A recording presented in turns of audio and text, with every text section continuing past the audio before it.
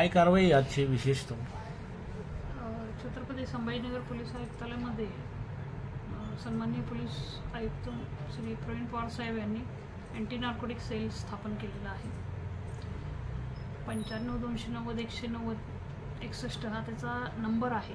त्याच्यावरती नागरिक शहरामध्ये जे अवैध प्रकारे अंमली पदार्थाची तस्करी होते किंवा अंमली पदार्थांचे सेवन केले जाते, विक्री होते किंवा युवा वर्गाला अल्पवयीन मुलांना अशा प्रकारचे पदार्थ जे पुरवतात यावरती कठोर कारवाई करण्यासाठी हा डेडिकेटेड सेल स्थापन केलेला आहे.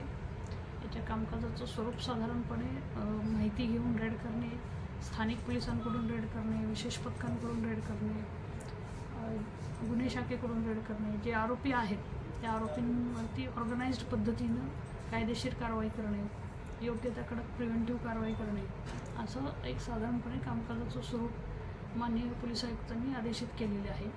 त्याच्यानुसार काल आम्हाला माहिती मिळाली होती की महिला नामे रेश्मा अंजुम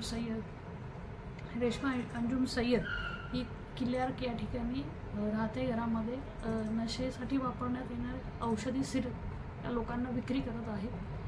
याची माहिती मिळाल्यानंतर आम्ही योग्य ती कायदेशीर प्रक्रिया पार पाडून औषध निरीक्षक यांना आणि पंचांना सोबत घेऊन त्या ठिकाणी छापा मारला.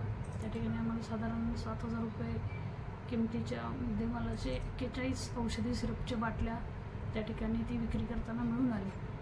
त्याच्यामध्ये आम्ही अधिक चौकशी केली असता सदरच्या व्यवसायामध्ये तिला तिचा मुलगा रेकॉर्डवरील आरोपी आहे फैसल तेजा, त्याचबरोबर तिची मुलगी, तिचा जावई अदनान शेख, बब्बू शेख उर्फ सोनू मनसे हे मदत करतात. आणि हा जो साठा आहे तो आरोपी मोबिन कुरेशी उर्फ मोबिन कचरा राहणार नारेगाव MIDC सिडको यांच्याकडून माल आणण्याचं प्राथमिकदृष्ट्या तिने तपासामध्ये सांगितलेलं आहे. त्यामुळे या 5ही आरोपींविरुद्ध बेगमपुरा पोलीस ठाणे या ठिकाणी गुन्हा दाखल करण्यात आलेला आहे.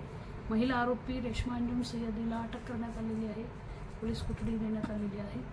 सदर याचा तपास बेगमपुरा पोलीस ठाण्याला वर्ग करण्यात आलेला आहे. तेथील पुढील तपास API खटाने करत आहे.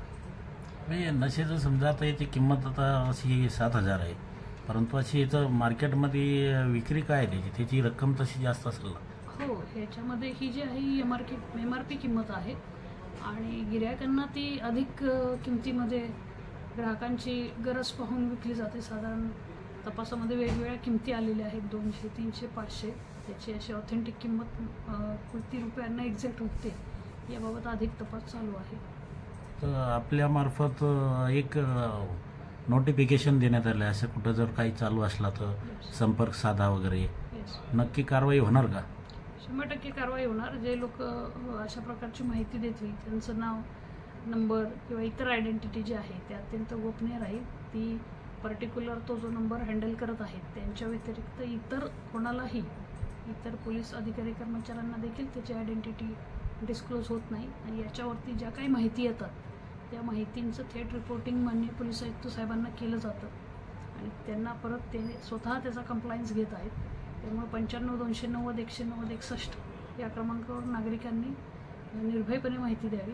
त्याचबरोबर माननीय पोलीस आयुक्त साहेबांनी जी ऑथेंटिक किंवा ज्याच्यामध्ये मोठं नेक्सस निष्पन्न होईल अशा प्रकारची जी माहिती मिळेल किंवा अशा प्रकारची माहिती जे उघड करतील त्यांना योग्य ते कायदेशीररित्या शासकीय बक्षीस देखील जाहीर करण्यात येणार आहे.